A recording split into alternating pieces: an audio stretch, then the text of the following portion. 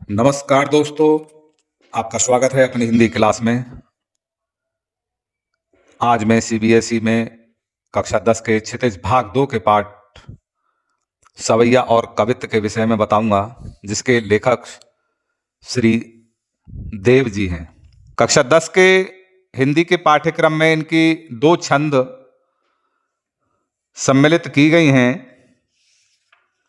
जिनमें पहली सवैया है और दूसरी कवित्त है। तो इनका पहला ही सवैया है, जिसकी मैं व्याख्या आप सभी को बताऊंगा, जो इस प्रकार है।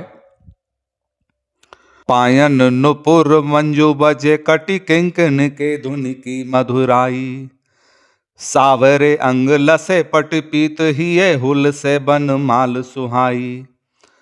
माथे किरीट बड़े दृग चंचल मंद हंसी मुख चंद जुनाई, और जय जग मंदिर दीपक सुंदर श्री ब्रज दूल्ह देव सहाई।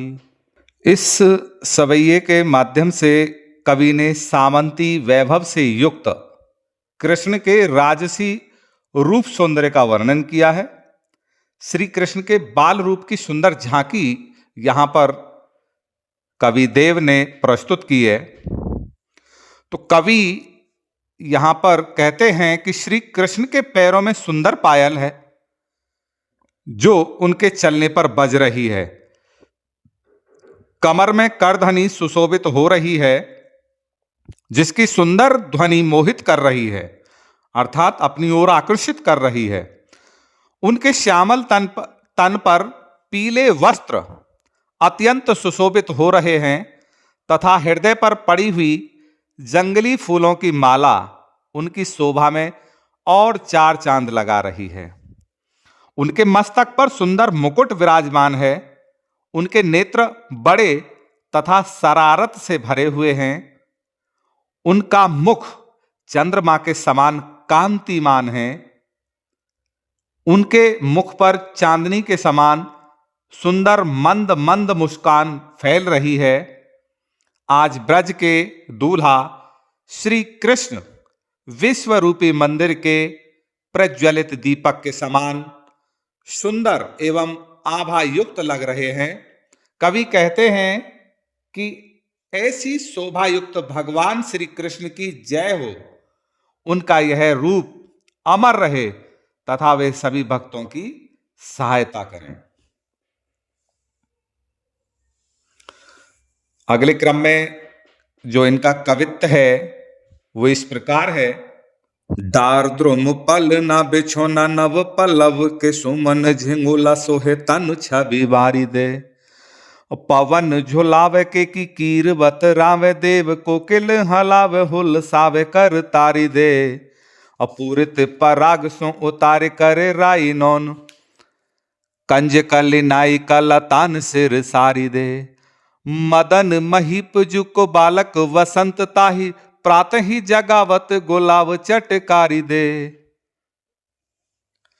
इसमें कवि देव ने प्रकृति के प्रति प्रेम को प्रकट करते हुए ऋतुराज, ऋतुओं का जो राजा होता है, वसंत ऋतु को शिशु का रूप देकर आप सभी के समक्ष प्रस्तुत किया है।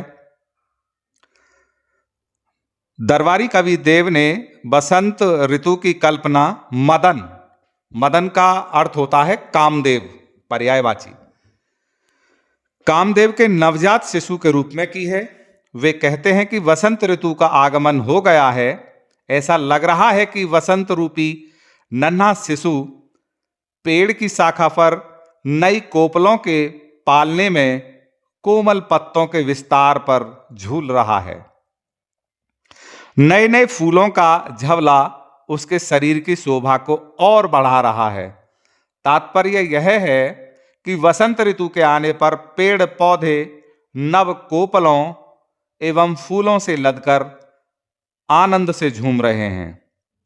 कवि देव कहते हैं कि वसंत रूपी बालक के पालने को स्वयं हवा मस्त होकर हिला रही है।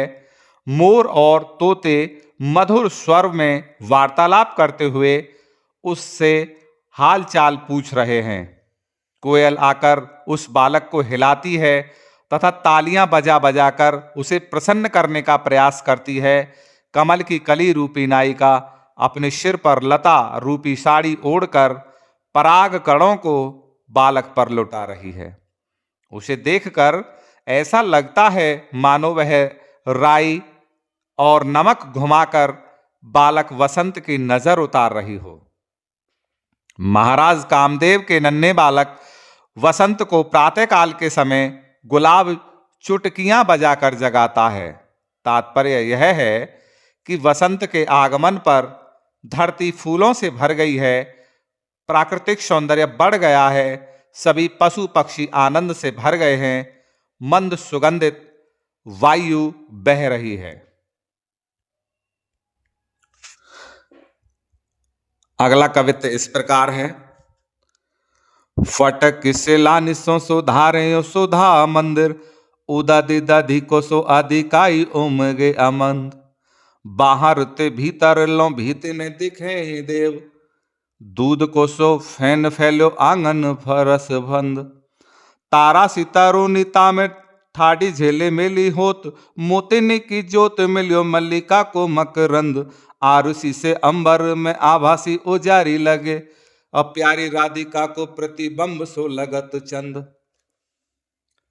इसमें कवि ने चांदनी की सुंदर आभा के माध्यम से राधा के रूप सौंदर्य को महिमा मंडित करने की चेष्टा की है। कवि देव कहते हैं कि चांदनी रात बहुत उज्जवल अर्थात दूध के समान और अमृत के समान धवल है। स्फटिक की शिलाओं से निर्मित भवन पर चांदनी पड़ने पर ऐसा लगता है मानो आसमान में चांदनी का एक महल बन गया हो। उसमें सफेद दही के समुद्र के समान तरंगों के रूप में तीव्र गति से चांदनी की भव्यता उमड़ रही हो। वह महल दीवारों सहित अर्थात पारदर्शी है। उस भवन रूपी मंदिर के आंगन में चांदनी के दूध के झाग जैसा विशाल फर्श बना हुआ प्रतीत हो रहा है। उसमें तारे के समान झिलमिलाती राधा मोतियों की चमक से मल्लिका नामक फूलों की गंध को विकीर्ण कर रही है अर्थात फैला रही है, जो मन को मोहित करने वाली है। उज्जवल चांदनी के कारण आसमान दर्पण के समान साफ एवं उजला दिखाई दे रहा है। शीशे के समान उज्जवल आसमान रूपी दर्पण में राधा प्रकाश पुंज के समान उजली दिख रही है, जिससे चंद्रमा तो राधा का प्रतिबिंब मात्र प्रतीत हो रहा है।